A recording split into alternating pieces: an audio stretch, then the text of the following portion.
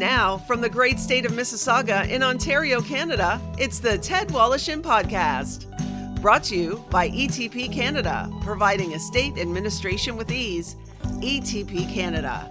And Tom's Place, for the finest in men's fashion. Tom's Place will suit you. And now, here's Ted. Thanks so much, Becky, and welcome everybody to another episode of the Ted Wallachin Podcast. Glad that you have joined us. And for those people who have been sending in their comments via our website, thank you very much for that. And we'll get back to you if we haven't already. And when I say we, it's because if we haven't, that means I'm sharing the blame. But if I have gotten back to you, that's my promise, I will. Anyway, you can do so. Ted Wallachin, that's WOLOSHYN.ca. All our past episodes are there, including our current episode. This week featuring one of the great Canadian talents. I mean, here's a guy who's been nominated for 18 Gemini Awards. 18 times. He won 5 Gemini Awards. You might know him from the Red Green Show, where he played Ranger Gord. You may remember him from Made in Canada with Rick Mercer. Also, the Newsroom, 18 to Life, and just a great appearance and a great story behind this appearance on Seinfeld. Currently, you can see our next guest on Murdoch Mysteries as Terence Myers. He is Peter Keleghan, or is it Keleghan? This is a weird way to start off an interview, but I have to do it this way, and I'll explain why. Give me the pronunciation of your last name. Well, if you were to pronounce it properly, it would be Keleghan. Yes. Most people say Keleghan. Yes. And as do I, because I've given up on trying to pronounce it properly. So it's actually it's a long story around. It's actually my mother's maiden name. My father. Yes. My name is Peter Krakus. Yes. But I changed it years ago on the urging of my father, who was pretty ostracized when he got back from. He was a displaced person during the war. But when he was in England trying to, get jobs, go to school, anybody with an ethnic name was kind of frowned upon because they were taking jobs away from the soldiers coming home. So he influenced me to change my name to something a bit more Anglo-Saxon, Peter. So that's what I did. I took my mother's maiden name, and it's an archaic idea, I suppose. It doesn't really apply that much anymore, but it's done now, and I kind of enjoy it. Your dad's originally from Poland, right? I mean, correct. Was interned by the Nazis, right? Yeah, he was. They invaded in '39, and shortly after that, I guess in somewhere in early 1940, the farm that they had was given to a German family, and they were given 48 hours to get their horse carts and march on. And so he was chosen by, I can't remember exactly how he was chosen, but he was a good-looking young blondish kid, so a bit Aryan looking. So they decided to take him and use him to, work around military camps, cleaning stoves, polishing boots, that kind of thing. And he spent the war that way. And at the end of the war, he had no idea if his family was still alive. He was taken as a citizen of the world. He's got this really fascinating passport. It's that was created by the predecessor, I want to say, to the United Nations, but it's just, he's a citizen of the world. He's stateless. Yeah. He went to England, adopted by the Polish military in exile, and they gave him an education, and then he was adopted by a family, and then it wasn't until, I guess, late 50s it was earlier than that the Red Cross found out that his parents and family were still alive. Wow. Yeah. What a story. There was a fabulous story that you told via a documentary, which I tried to dig up, but I couldn't find it, but I read about it, called Once an Immigrant. And I guess it took place back in 2016. You and your sister, Teresa, took your mother back to her birthplace in Ireland for her 90th birthday. Correct. That must have been an awesome experience. It was a fantastic experience. And she's now 97 and she's a tank. It bodes well for my genes, I suppose. It was a lovely, lovely experience. And so much of it revolved around the fact that we wanted to do something about first and second generation Canadians, and how the steam that drives the engine forward is the knowledge, or the training of fear, the impetus of not having anything, or being Yeah. without. And so we kind of focused on my mother and what it meant to her to come from Ireland with, the quintessential story of one suitcase and a few bucks, with my father, who was in very much the same position. They were promised a job here in Canada. They got to Canada, the job fell through. So that, yeah, I guess you'd have to see the documentary to understand the whole picture, which originally was called Baggage, because of the bags that came, but also the baggage of old world ideology, religion, etc., etc. Yeah. But it became a little bit, oh gosh, what's the word? It became a little bit negative. So we changed it to Once an Immigrant, which was something that she said in the documentary. And yeah, going to citizenship ceremonies, and it revolved around Canada Day a great deal, and it's something they pull out every once in a while on Canada Day, because it really does describe what it takes to be a Canadian. And my father talking about being very poor, and it's better to be Yeah. poor in the country than rich. Poor in the country than poor in the city, because then you have nothing to compare yourself to. And he was right, and Yeah. fascinating exploration into that generation. Well, it's interesting because the people of our generation, we're about the same age. I'm a few years older than you. Many of us come from families who come from different parts of the world. My family came from Ukraine, which is in now in a hellish state, Yeah, which I can now relate to better than when I was 5 and 6 years of age, and my father and my grandparents telling me stories of what it was like to live under Russian rule, and what it was like when there was a man-made famine instilled upon people. And I mean, it didn't mean much to me. I mean, I did as I grew older and older, but now I look and I see what's going on, and I think to myself, my God, how these people managed to survive and during that is like, you yeah. got to have balls. Oh, how blessed are we? And that's why, the thread running through this documentary is that it is the greatest country in the world, with all the flaws and problems that we do have with Hmm. reconciliation, etc. But it is, without a doubt, the greatest country. And how lucky we are, and how in so many ways, unless you come from where you came from, or I come from where I came from, with the parents that I have, you don't really understand how good we do have it. Yeah. You know, gosh, I mean, up until about 1950, if you didn't make a living, if you couldn't make a living, you would probably die on the street, and you would likely that would likely happen in their countries. Yeah. And yeah, so So watch. you grew up in Montreal. I grew up on the south shore of Montreal in a little town called Saint Bruno, and my father bought this 18th century French Canadian stone home in about 1968, with no residents in it except raccoons, and the floor falling out. And he and I and my mother and my sister just toiled and toiled and toiled Yeah. for decades, Yeah. and redid the thing. And it's now going to become a centerpiece for the city. But it's the oldest house. It was built in about 1780, Wow. and so they're acquiring it to turn it into a kind of a community center museum.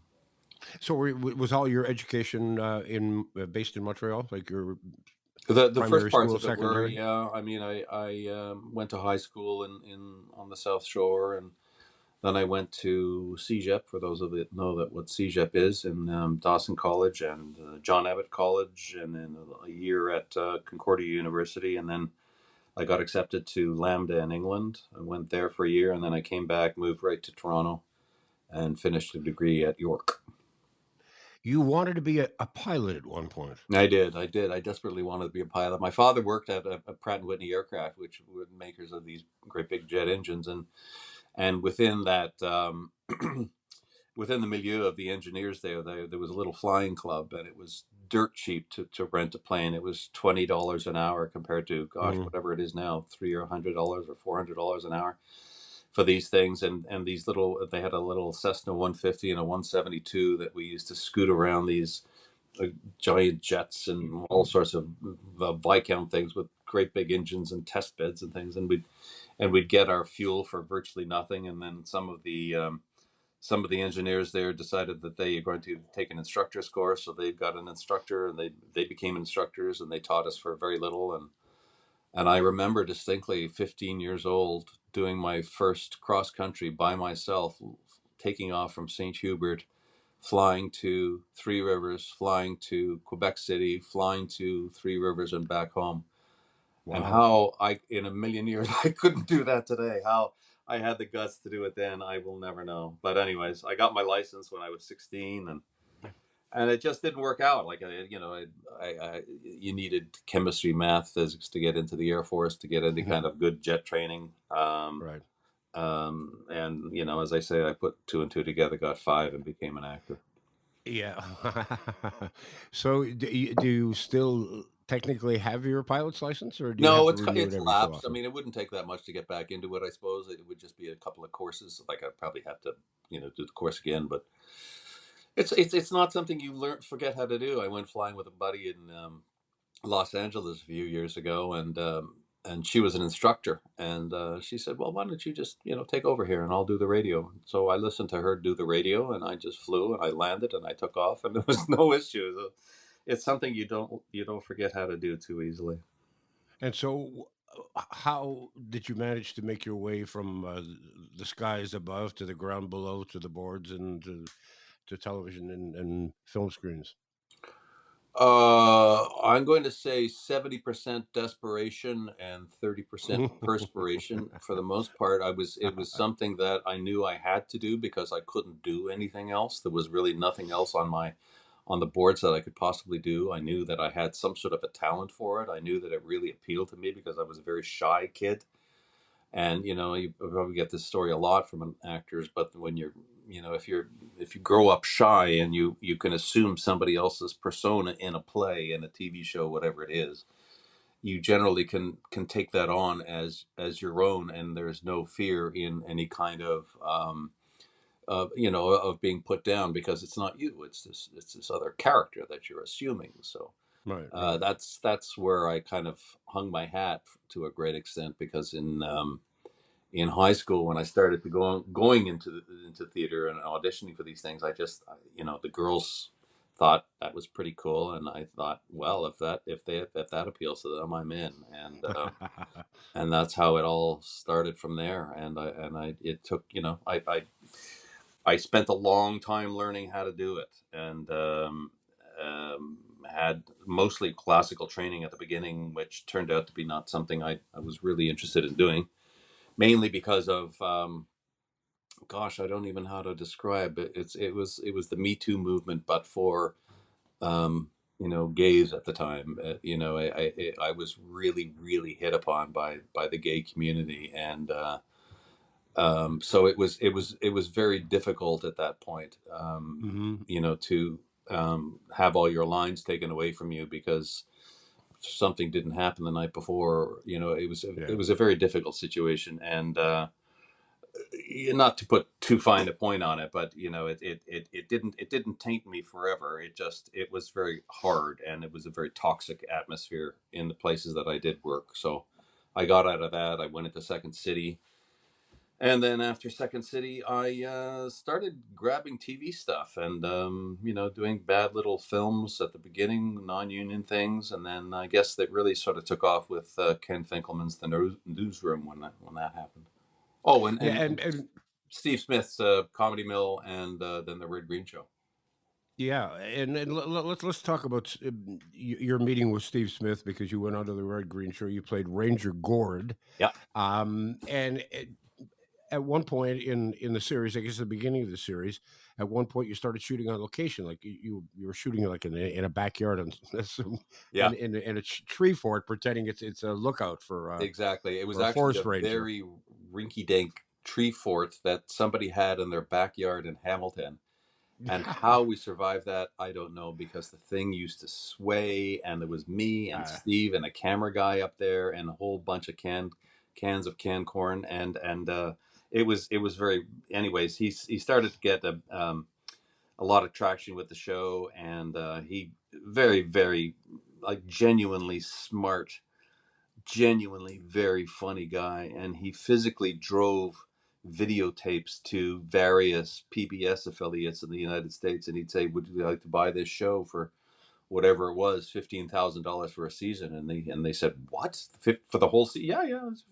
And to his credit, it just worked gangbusters, because then he had 300 affiliates that caught on just from word of mouth, and the show became this huge hit down in the States. I first met Steve and Morag, and we were doing a he asked to prepare a piece that he had written, and I found the piece very funny. So I knew that we shared a sense of humor.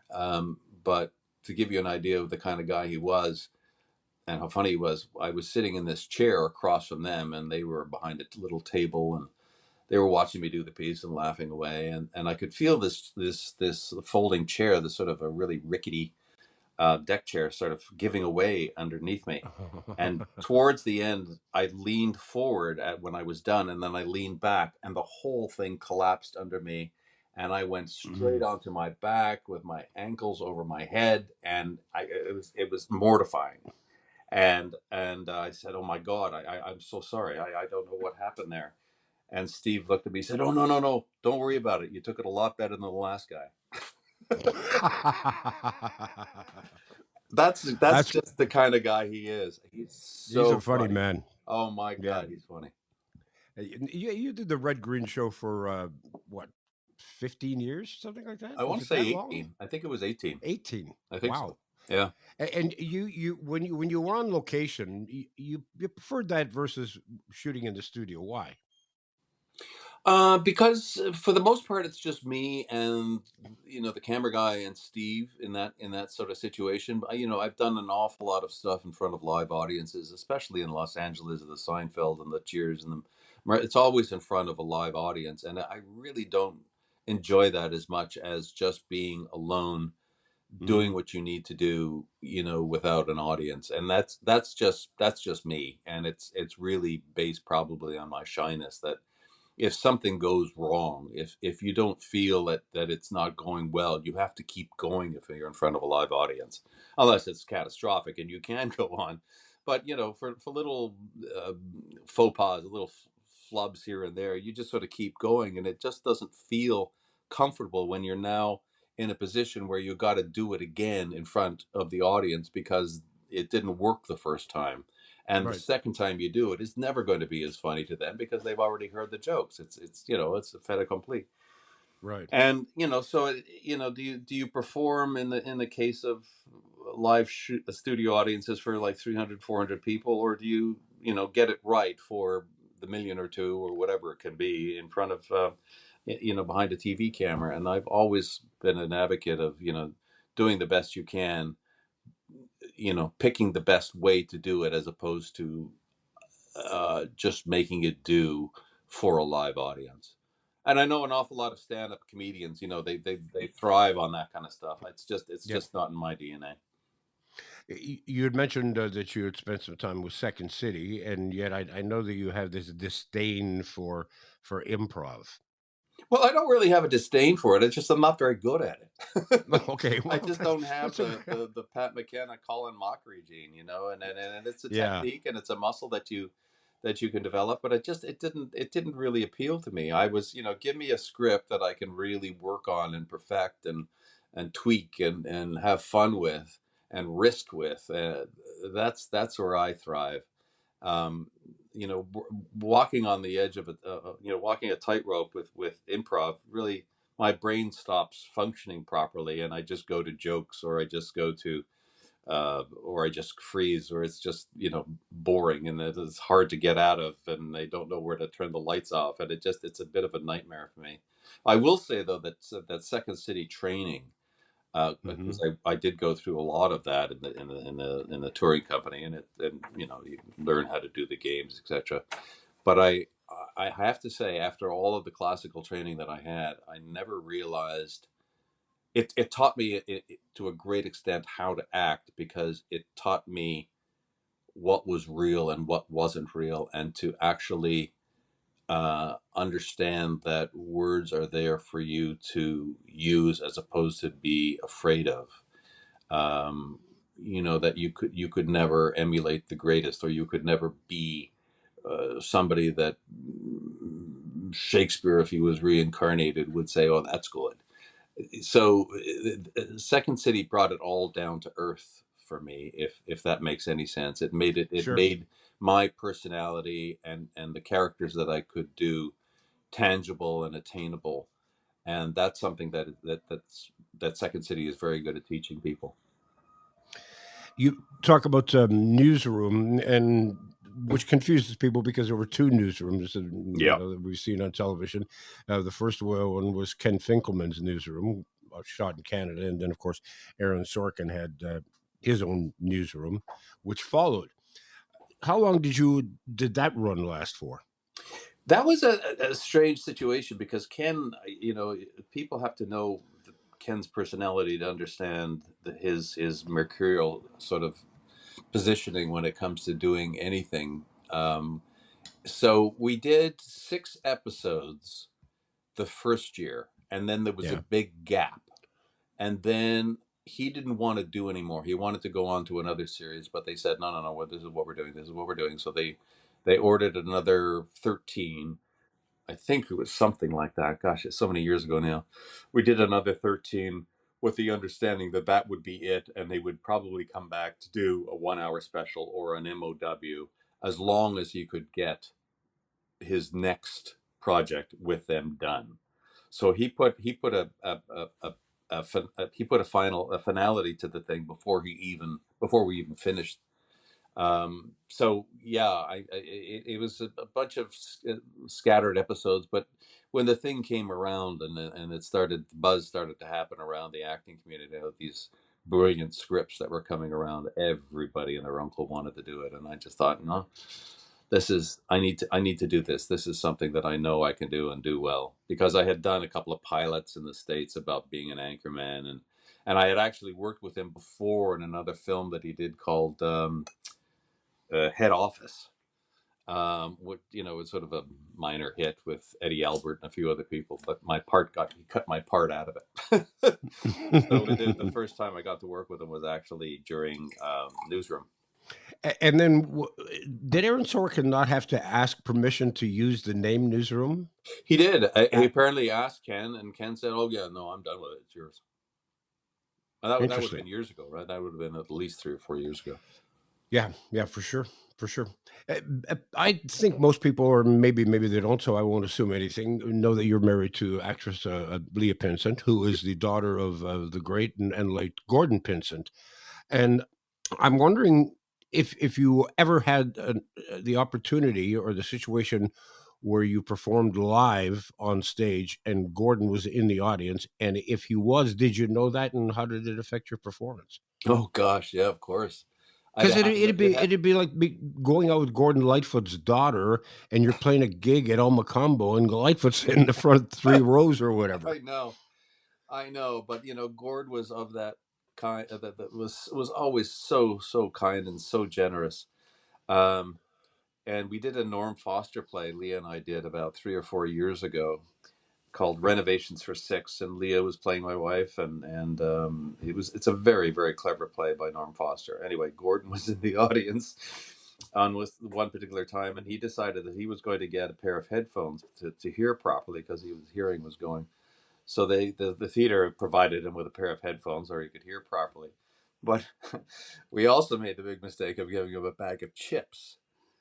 So I swear to God, Ed, in the middle of the play, we were sitting down, and it was a kind of a quiet moment, and it was one of the dramatic places in this play, and there was nothing but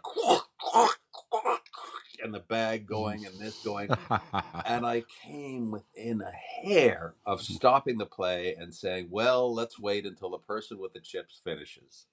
And Yeah. thank God I didn't, because it turned out to be Gordon Pinsent sitting in the audience eating chips, and everyone in the audience was too polite to say anything, because it was Gordon Pinsent. But boy, yeah, I mean, he was my father-in-law for like 24 years, and so I got to know him very well. Great, amazing guy, and again, supremely funny. Always, always so funny. Can I tell an off-color joke? Absolutely. Okay, In good. fact, I was going to beg for one. All right, so towards the end, the brain wasn't what it was, but all of a sudden there were these flashes of genius. It was just unbelievable where it would come out of left field, out of nowhere, and it would just take you by such surprise that it would slay me. We were I take him every couple of weeks for a haircut, and then we'd go out to lunch. So get him back in the car after a haircut, and we're sitting there, and I say, so Gord, you hungry? How about some lunch? What do you feel like eating? And he paused for just a second and said, Ava Gardner.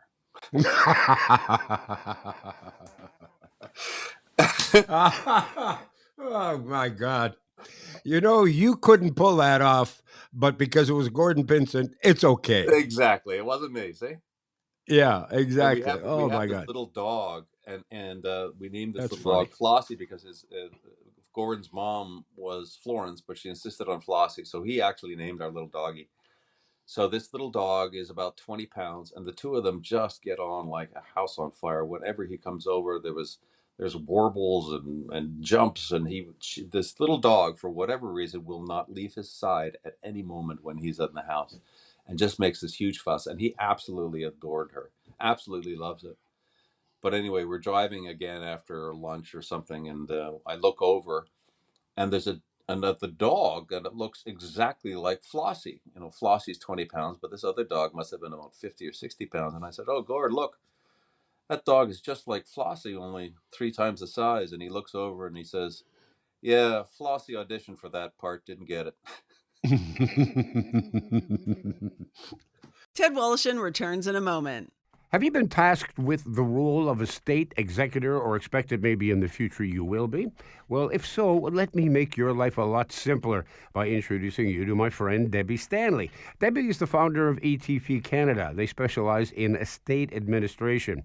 Their goal simply is to help Canadian executors understand their role and how to deal with the loved one's estate. Let's face it, there's no school for this, but ETP Canada offers services such as executor support, estate accounting, and they have a new online course called Executor Ready. It's an engaging video designed to make estate administration easier and affordable. And those are two comforting thoughts during a stressful time.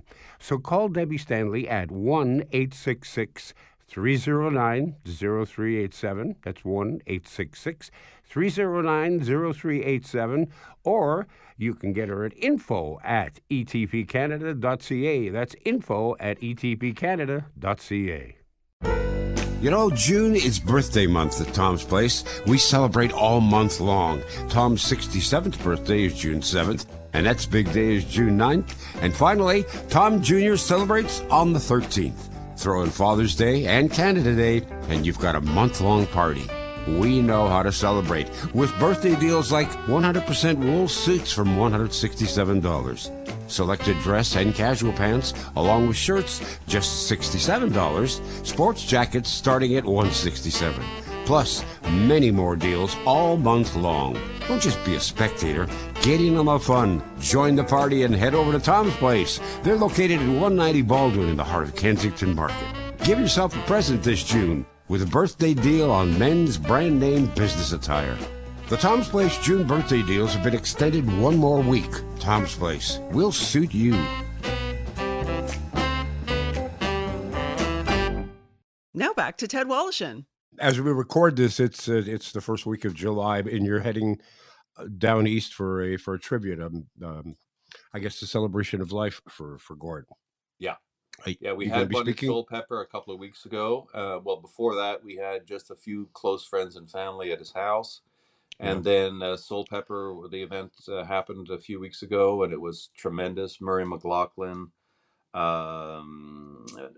Travis Good, Greg Keeler, my son played. We had video messages from Rick Mercer and Mark Critch, and it was just this love fest for 2 hours, and then we had Yeah. oysters and lobster rolls, which were his favorite. So now we go off. We leave on Thursday to St. John's, and there's a place called the Rooms, which is their local, I say, cultural center and art gallery, as well as Hmm. restaurants. Anyway, the event is going to be there. It's going to be hosted by Mark Critch, Right. and they've acquired a few of Gordon's paintings. For those that don't know, Gordon was a very good, very prolific painter. So there's canvases everywhere that they've taken some, and family have taken some. So the Rooms are going to dedicate a little section, including to Gordon, including his first screen award, which was in 1972, and I'm just sort of looking at it now. I'm bringing that to Newfoundland, and it's for The Rowdy Man, best performance in a motion picture. And then we go on to Grand Falls, which is his birthplace. And Hmm. July 12th being his birthday, we're going to have a big celebration at the Gordon Pinsent Center. And so, yeah, and there'll be some ash scattering in the river that he loved. There's a rushing river that back there, and it'll be a lovely old time. Yeah, I'm sure it will be. The one great thing about the entertainment industry is there are so many great stories to be told by anybody who spent the amount of time in it that you have, and some of them are kind of funny and sad at the same time. And with that, I think about your appearance on Seinfeld. That was a weird situation, because you played Lloyd Brown, and I can't remember what was the product. It was a non-fat yogurt. It was non-fat yogurt, Lloyd Braun, and it turned out that I was to be either the assistant to Giuliani or Dinkins, and this was during the mayoral elections of New York City. Yeah. And whichever candidate won the election promised that on the day that the show aired, we taped it on a Wednesday, and then on Thursday, I think it aired on a Thursday, and as did it completely coincided with the election. And then on Thursday morning, we got Giuliani to satellite his piece, and I was the dolt that gave Dinkins the idea of wearing name tags, which was Elaine's idea to me. Right. Anyway, a lot of fun, amazing show. And then 2 years later, I want to say, I had come back to Canada, and I had let my visa lapse, and it was the saddest story in the world. They called up and they said, "We'd like you to reprise your role on this show. Would you like to come back?" And I said, "Yeah." But stupidly, I said my visa had elapsed, not expecting that Castle Rock and NBC wouldn't be able to secure me a visa. But it turns out that the INS was petitioned by the actors union down there, because so many Canadians were coming down and taking jobs. Hmm. So they put a few stringent rules on this H visa that I used to work with. One of them was you could only work for the person that you were hired by. So in other words, if you were hired by NBC, you could only work for NBC. Whereas in the Right. past, I could work for NBC and CBS and Disney or whatever it was. And also that there was a processing time, including a Taft-Hartley thing, which would it made you prove that no American could do that job. So, given that I had already done the role, it was a fait accompli that I was going to get the visa. But I stupidly told them that I didn't, that the visa was out, so they were legally obliged to make sure that I had the visa before they hired me. But they were very, very kind, and I did everything at the time I possibly could. It was Jean Chrétien was prime minister, and I was faxing his office, and I was faxing the office at the INS at Pearson Airport, and I did everything. And they called on the morning that they were going to have auditions to replace me on the show, and they said, "Any luck? Any luck?" And I sadly had to say no. I couldn't do it. That is sad. That It is must have been a horrible. great, yeah, it must have been a great experience, though. I would imagine working with Jason Alexander. I'm a huge fan of Jason Alexander's. Would be a real treat. Yeah, yeah. He was one of the most down to earth guys on set. He would be very, very gracious. And I tell this story often about the really big shows like Seinfeld and Cheers. They always embrace you because they all know collectively that they're only as good as the weakest link, which is you, which is the new guy, which is the guest star, which is somebody that has to join the race and try to run as fast as they are, because they're going strong. And it happens all the way. I mean, I remember trying to embrace people that came on to Made in Canada or whatever the show I was, whatever series I was doing with guest stars, because it's really, really important that you do that. And it's the ones that, it's the weak egos and the less successful shows that tend to have a hierarchical kind of system that doesn't embrace the new guy, to their detriments. And they Jason Alexander would always be buddy, as was Jerry, as was Larry David. I mean, it was just this very familiar, very comfortable situation to be in. And once I got comfortable, I just did what I could do, and felt much better doing it, because of it. It's been said that during the course of taping of the Jack Benny show, that oftentimes Benny would stop and change the script and take a joke that belonged to him and give it to Don Wilson or give it to Rochester or give it to somebody else because he thought it would be funny if they delivered it. And there's not a lot of comedians whose egos would allow that to happen. Yeah, very, very true. Very true. And I've worked with the Who with them. Yeah, I But would I mean, imagine. I've been blessed with everybody that I know that I've worked with, especially in this country. I mean, I've got a very long story about a sort of quintessential difference between American and Canadians, but I don't think we have time to hear it now. But I just Sure we do. really okay. Unless you're in a rush. No, I mean, this to me is what completely encapsulates the difference between Canadian industry and American industry. Years and years ago, I did a pilot down there with a company called Moffat Lee, Pat Lee, and John Moffat. And John Moffat was a guy that used to direct the Ed Sullivan Show, and he did the Beatles episode and all sorts of stuff. Great guy. And there was another lady named Pat Lee who was his partner, and they did a show called Not Necessarily the News. And on the strength of the fact that I did this 2-episode pilot that ended up going to air on, I want to say it was ABC, around Easter, I decided I was going to bring my family down because there was a very good chance after this pilot aired that the show would be picked up because it was very funny. It was me as an anchorman, introducing Bill Clinton, and it was the outtake from a Bill Clinton satellite feed where he's trying to pick up the makeup lady talking about putting peanut butter and banana on a sandwich. Is that what your favorite too? And I would be trying to ask him 50 questions about the economy, etc. So that was the premise of the show, and it was very good, very funny. So I came down there, lock, stock, and barrel, moved the whole family down. My wife at the time was pregnant with our first child, and Pat Lee became very maternalistic to me. She's a very, very loving, kind person, and if you need any cribs or anything like that, you tell me, and I will set you up with the right person at the juvenile shop on Ventura Boulevard, and blah blah blah blah blah. And I'd get these beautiful fruit baskets and flowers. In the meantime, I'm going through this whole episode, with them doing the pilots, and telling them what else I'm doing, and I'm going to this audition. Oh, say hi to so and so. I hope you get the part on Seinfeld or whatever it was.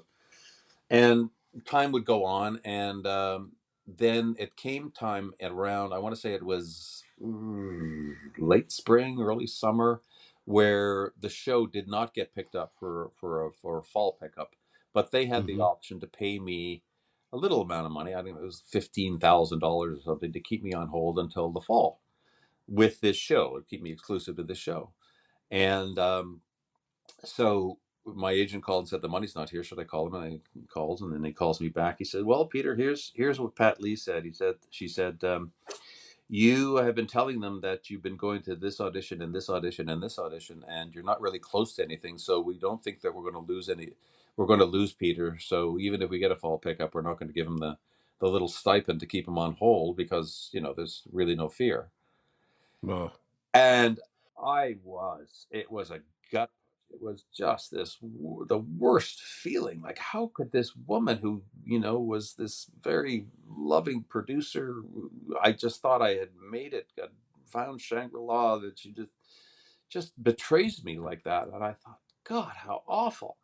So the kicker is, every American friend I tell this story to says, yeah, what are you, stupid? You don't tell a fucking producer your business. Stupid. You're dumb.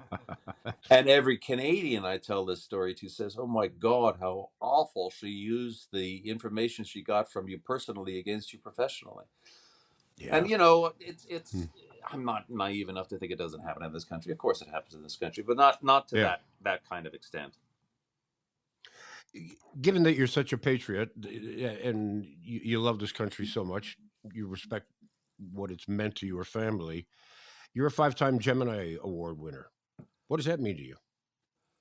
A lot, actually, a great deal. Well, not I every actor says that. You know that. Oh well, I mean, it's a game. It's a contest, and a lot of times you may not be the best. It may not be the best performance or the best this or the best that. It's just your time and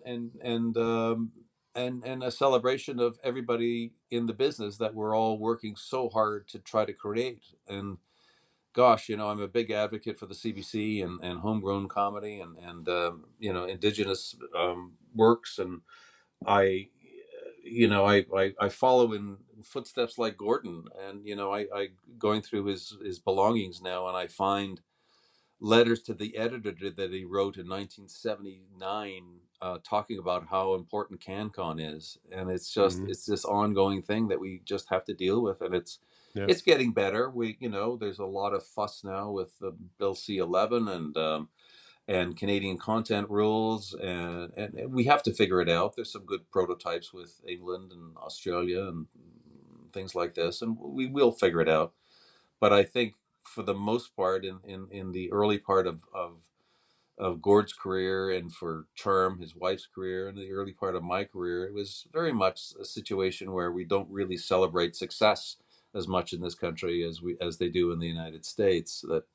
That there is heroes down there, then there's not necessarily heroes here, because who are you to think that you're better than us? Gord did this joke at an award show, and he said, somebody called me in a celebrity somebody called me a celebrity, and the producer said, no, the hell he is, he's a Canadian like the rest of us. So it's been going on forever, and I anticipate it's probably going to go on for a lot longer. But we are improving, and we are starting to find an identity in our multiculturalism, and multiculturalism being an asset rather than a liability.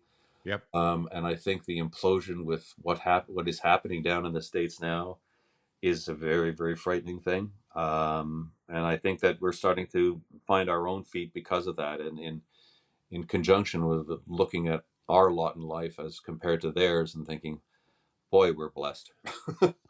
Yeah, no kidding. I mentioned that you're a five-time Gemini winner, but I should also mention that you're an 18-time Gemini nominee, Thank you. which in itself is, I mean, that's amazing. Thank you. It's truly is amazing. Uh, your family, your kids, how many kids have you got? I got two kids. My daughter is 27, and she just became a psychologist, a doctor. And Uh-huh. my son is 26, and he is a musician. He actually sang a song that Gord sang years and years ago. She's like the swallow at his memorial. Very, very talented guy. Sings with another lady, Sarah, and they have a little band called Marie Drive. They're doing really well. You introduced them to show business at one point because they wanted they had an interest in being in show business, and you thought, well, here's a perfect example. And it was during the course of the filming of Cheaper by the Dozen with Steve Martin. Yeah.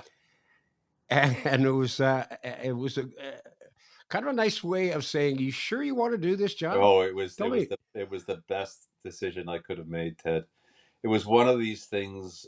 Cheaper by the Dozen 2 was shot mostly, in the Kawarthas, and it was on this Mhm. particular day that it was a family, a fun day run from all the cottage community, and everybody got together, and there was egg on spoon races and three-legged races, etc., etc. So they said, "Oh, Dad, get me a part on the show. Get me a part." And I said, "I'll do what I can." So I asked the ADs would they possibly use them as extras. They said, "Yeah, sure." So we haul up there, and it's a day like today. It's about 100 degrees with the humidity, and the two of them are out in the field. They're well treated, and they've got water and shade and all that kind of stuff. But for 8 hours, they're doing nothing but this egg on spoon race over and over and over and over Mhm. again. And then and then they come to me, and I have my air conditioned trailer, and I'm sitting there with my feet up, and I said, well, how was that? And they come in and they're literally soaked with sweat. And they said, this is stupid. I don't want to do this. It's so. I said, well, that's the biz, you know. I started as a background performer, and that's something that everybody's got to go through. You know, it's hard, Yeah. and you know, they pay you for the waiting. You don't pay you for the acting, and so that was it. They both said, no, done. Yeah. And did they ever? They must have figured out somewhere down the line. The old man set us up for this. You know that. Well, I tell the story now, so if they listen to this or they listen to something else, they'll know. Yeah. I think I Um, told them actually.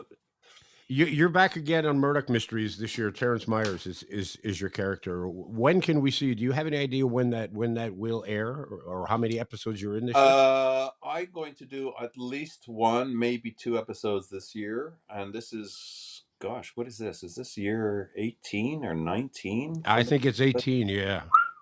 So that's Yeah. No kidding. that would be 19 or 20 episodes that I've done as this character. And my wife is joining me. Leah is joining me again on this one, and she turned out to be my wife in an episode a couple of years ago. Terence Hmm. Myers' wife. And it's so bizarre, you know, because I disappear for years on end and going to Borneo in a rocket ship and living with the Kahoot people, and then all of a sudden I've got a family with two grown children, etc., etc. So anyway, she's back. Turns out she's an Austrian spy as well. But it's always so much fun to do, and it's great people, and it's the cast and the crew are just so welcoming, and it's like this really, really fun, well-oiled machine that you just sort of Yeah. show up and you just slide right into every year. It's a lovely experience. And your character is so likably unlikable. Okay, Does that make sense to you? I guess. I mean, you know, at the very beginning, it was never very clear if I was a good guy or a bad guy.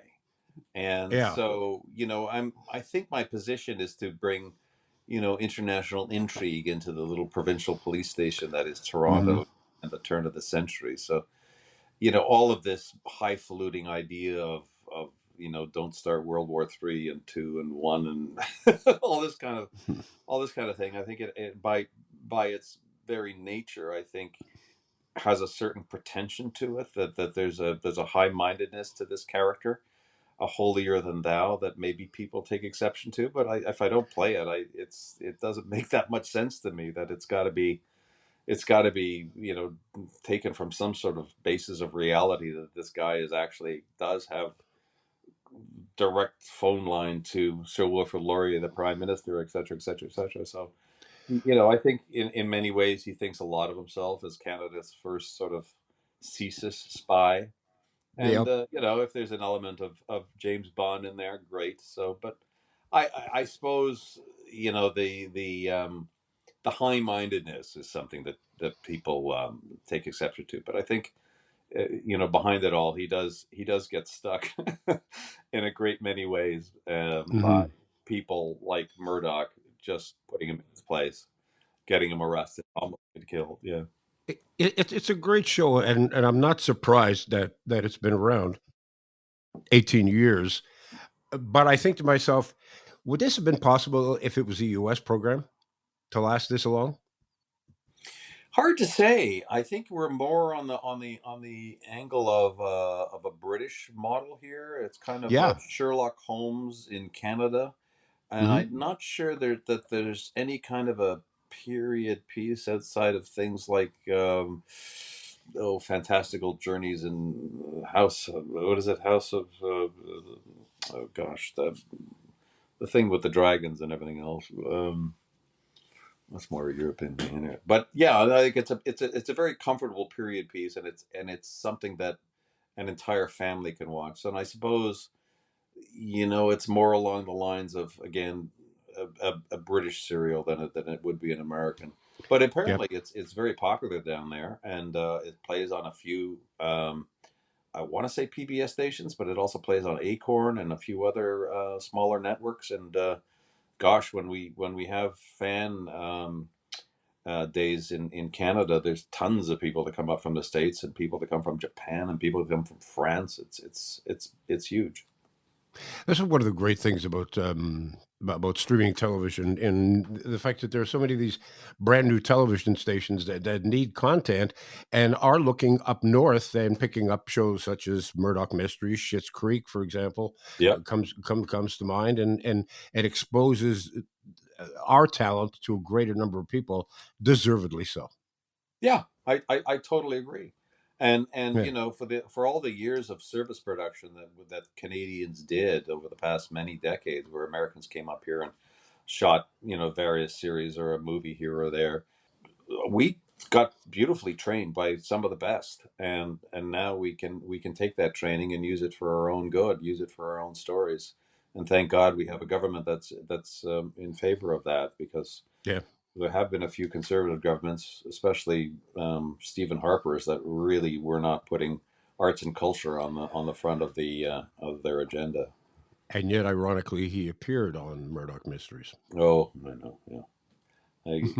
Can you say smokescreen? Yes, absolutely. Talk to me about this latest project that you mentioned to me briefly in an email that you just finished shooting. Is it called Seeds?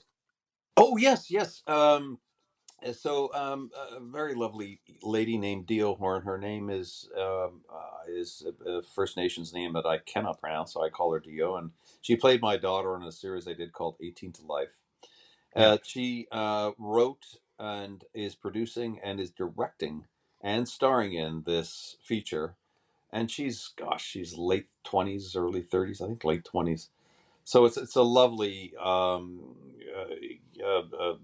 film we shot it in North Bay, and of course I play quintessential white guy, bad guy, wanting to assume all of the world's heritage seeds and modify them and change the DNA of them, and et cetera, et cetera, et cetera. So uh, that's who I played, and it'll be out, I want to say, in the fall.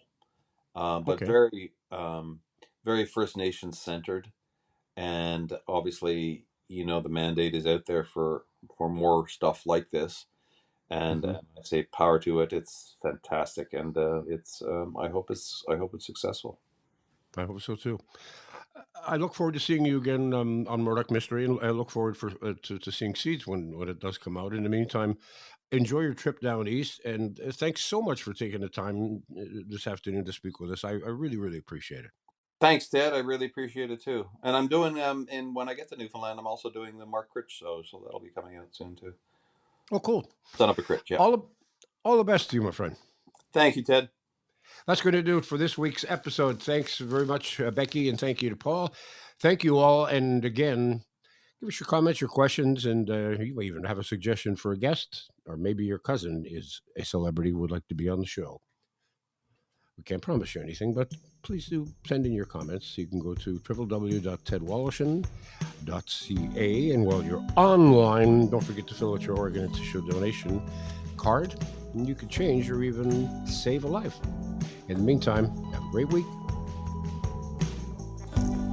The Ted Wallachin podcast has been brought to you by Tom's Place. For the finest in men's clothing at unbeatable prices, it's Tom's Place at 190 Baldwin in the heart of Kensington Market.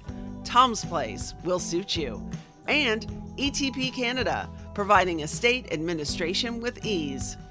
The Ted Wallachin podcast is produced by me, Becky Coles. Technical production by Paul Gatt. Music by Bike Thieves. For more information on this podcast and our sponsors, and to talk to Ted, go to www.tedwallishin.ca.